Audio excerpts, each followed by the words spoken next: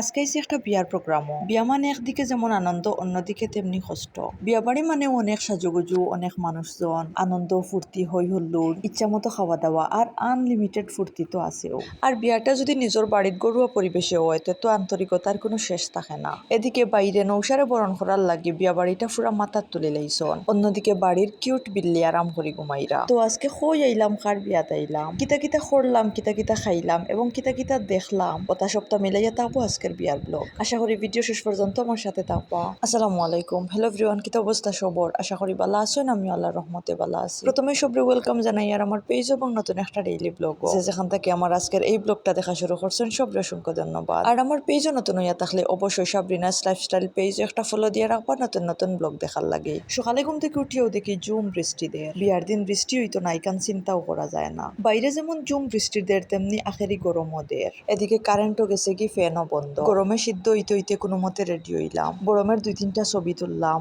আর ছোটজন রে কোনোভাবেও এক জায়গায় দাঁড় করাইতাম পারি না। বৃষ্টি একটু থামাইছে, তাছাড়া গাড়িও কোন সময় থেকে আইয়াও বাই থাকছে। তাছাড়া ইনো সকালে যাওয়ার কথা থাকলেও তখন প্রায় 12:30 হয়ে গেছে। যাইতে যাইতে কম করি আরো আধা ঘন্টা লাগবো। দেখা যায় যেদিন যেখানে একটু তাড়াতাড়ি বারণের প্ল্যান করি, এদিন আরো বেশি লেট হয়। তবে আজকে আমরার কোনো দোষ নাই, কারণ আমরা সময় মতো রেডি হয়ে গেছি। আজকে আমরা দেরি করাই লাইছে বৃষ্টিয়ে। যাই হোক, বৃষ্টিও থামাইছে, আমরা আল্লাহর নাম দিয়া রওনা দিলাইছি। বাইরে বারইয়া দেখি বাক্কা রইদও উঠি গেছে। এদিকে জনসভা করাত লাগিয়া বাজার পর্যন্ত আমার মেয়েরে সিএনজির সামনে বইয়া হওয়া লাগছে। রাস্তাত বারইতেও দেখি খসুরগুলো রিয়াজ ভাইয়ের বউইরা আমার লগে দেখা করা। যেহেতু আমরাও বারই গেছি, তানোর বাজারও একটু দরকার আছিল, ও কারণে আমরা লগে বাজার পর্যন্ত আসছো। আমি আমার মেয়েরে কোনো সময়ও সিএনজির সামনে বইতে একবারেও রাজি নাই। যাই হোক, আমি সব সময় কই যে বৃষ্টি পরবর্তী ওয়েদারটা দেখতে আমার খুব সুন্দর লাগে। তখন মনে হয় প্রকৃতি যেন নতুন করে তার সৌন্দর্য ফিরিয়া পায়। আমরার এই রোডটা খুব বেশি সুন্দর, বিশেষ করে রাস্তার পাশর তাল গাছগুলা এই রোডের সৌন্দর্য আরো বহু গুণে বাড়াই লাইছে। যদিও এখনো গাছগুলা দেখতে খুবই ছোট, তাও এত বেশি সুন্দর লাগে।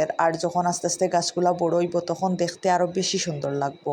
রাস্তার মেইন সৌন্দর্য হইল রাস্তার পাশর গাছগুলা। তো যদিও একটু একটু রোদ উঠছে, আকাশ কিন্তু তখনও মেঘলা। বাজারও আইয়া দেখি এদিকেও বহুত বৃষ্টি হয়ে গেছে। আকাশের অবস্থা দেখিয়া বোঝা যায় যে কোনো সময় আবারও বৃষ্টি শুরু হয়ে যেতে পারে। যাই হোক, রিয়াজ ভাইয়ের বউরে নিউ মার্কেটের সামনে লামাইয়া দিয়া আমরার বিয়া বাড়ির উদ্দেশ্যে রওনা দিলাইলাম। এখন আমরা কই যাইয়ার এবং খার বিয়াত যাইয়ার। আজকে আমরা যাইয়ার মানিসিং এক বোনের বিয়াত। আমরা আজকে যে বাইর বাড়ি যাইয়ার, এই বাইর বাড়ি কিন্তু প্রথমবার আমি যাইয়ার, তবে আমার মেয়ে আরো একবার গেছো।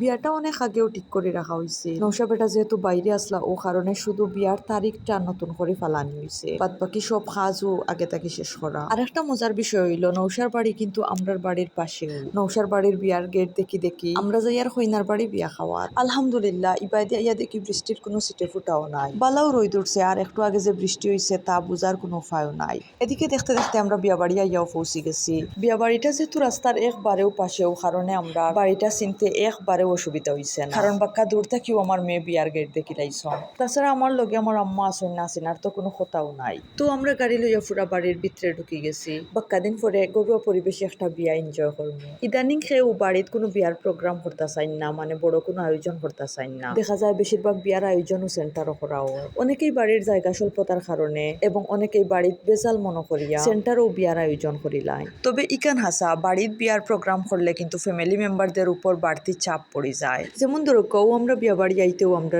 কোল্ড ড্রিঙ্কস দেওয়া হয়েছে। প্রোগ্রামটা বাড়িত হওয়ার কারণে আমরা আইতেও এই ড্রিঙ্কসটা পাইলাইছি, কিন্তু সেন্টার হইলে পাইলাম না। অনেক এই আন্তরিকতাটা শুধুমাত্র বাড়িতেও পাওয়া যায়। আজকে সিসার বাইর একমাত্র বোনের বিয়াত, আদরের একমাত্র বোনের বিয়াত আয়োজনের কোনো কমতি আছিল না। আমরা প্রথমেও খালি একটা রুম পাইয়া বইলাম এবং কোল্ড ড্রিঙ্কস খাইলাম। এদিকে রুমটা খালি পাইয়া কিউট একটা বিল্লি আরামসে ঘুমাইরা।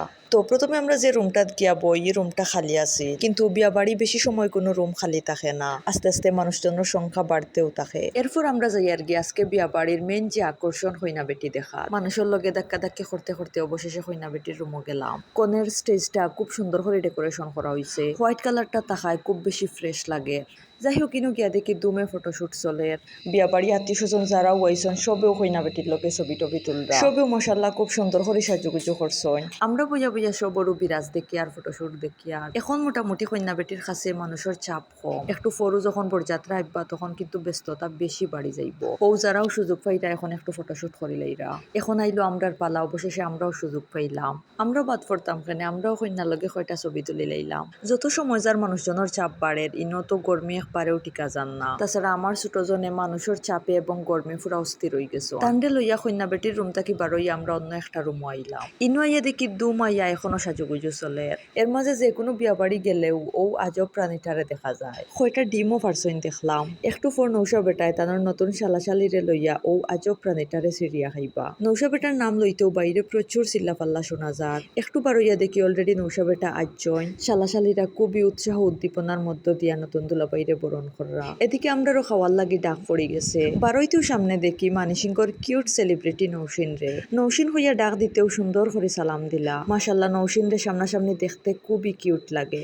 এরপর আমরা এলাম খাওয়ার টেবিলও। বরাবরও আমি যেটা করি আমার প্লেট দেওয়ার সাথে সাথে কয়েক পিস সালাতো বালা করে দইলাইলাম। প্যান্ডেলের ভিতরে এত বেশি গরম আছিল, সহ্য করার কোনো উপায় নাই। মাথাতে একটাও চিন্তা আছিল যে তাড়াতাড়ি খাইয়া কিলা উদ্ধার হইতাম। তো বিয়া বাড়ি যে কয়েক জাত কমন খাবার থাকে, মুরগির রোস্ট, গরুর মাংস, আলু দিয়া মাংস, তারপর ডাল। প্রথমেও আমি একটু রোস্ট চেক করছি, এরপর কয়েক পিস গরুর মাংস লইছি। এক তো ওয়েদার খুব বেশি গরম, অন্যদিকে তরকারিটাও আগুন গরম আছে। তরকারিটা খুব বেশি মজা হয়েছিল, কিন্তু গরমের কারণে একবারেও খাইতাম পারছি না। তাছাড়া এই বিয়াত আব্বারে খুব বেশি মিস করছি, কারণ আব্বা যতদিন বাড়িতে আসলে আব্বার লগে যেনও দাওয়াতও গেছি, খুবই শান্তিতে বইয়া খাইতাম পারছি। কোনো বিয়াত গেলে সব সময় আমরা আগে খাইতাম, আব্বাই তানোর নাতিন রাখতা। এই বিয়াত আব্বার নাতিনে খুব বেশি সাতাইছন, আমরা একবারেও খাইতে দিছই না। যাই হোক সবার লাস্টে দই সার্ভ করা হয়েছে। তো খাওয়া দাওয়া শেষ করিয়া ইয়া দেখি কাপল শুট চলে। মাশাল্লাহ মাশাল্লাহ, আজকের বিয়ের কনে এবং বররে খুব বেশি সুন্দর লাগছে। ইপাইদি ফটোশুট চলে এবং গরম খুব বেশি গরম লাগে, ও কারণে আমরা একটু বাইরে বারইছি এবং বাড়ির আশপাশটা একটু ঘুরি ঘুরি দেখি। আর তারার বাড়িটা খুব সুন্দর একটা জায়গা। তার বিশেষ করে আমার কাছে ভালো লাগার একটা বিষয় হইল তারার গড় তাকে একবারে রেল লাইন দেখা যায়। ট্রেন জার্নিটা আমার কাছে খুব বেশি ভালো লাগে। আর খালি ট্রেন জার্নি না, ট্রেন দেখতেও আমার ভালো লাগে।